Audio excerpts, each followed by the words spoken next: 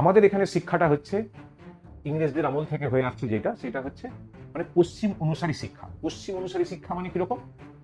আমাদের এখানে যারা শিক্ষাবিদ আছে তারা বিভিন্ন বৈদেশিক যারা আছে, মানে বিদেশের যারা শিক্ষাবিদ আছে তাদের যে সিস্টেম সেগুলোকে দেখে, এবং দেখে কিছুদিন পরে এসে ভারতের মতন করে একটা শিক্ষানীতি বানায়, এবং সেই শিক্ষানীতিটাকে নিয়ে বিভিন্ন ধরনের তর্জমা করতে করতে 5-7 বছর কেটে যায়। তারপরে ইমপ্লিমেন্টেশন হয়, ইমপ্লিমেন্টেশন হতে হতেও কিছুদিন সময় লেগে যায়, এবং সেইটা বছর কুড়ি চলতে থাকে মোটামুটিভাবে।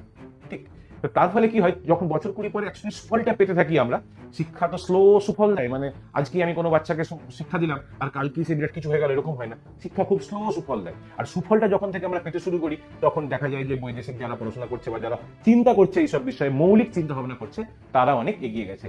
তো আমরা সবসময় একটু পিছনে ল্যাগ করি, সবসময় এটা আমাদের প্রবলেম, কারণ আমরা লোকের শিক্ষাকে অনুসরণ করে চলেছি।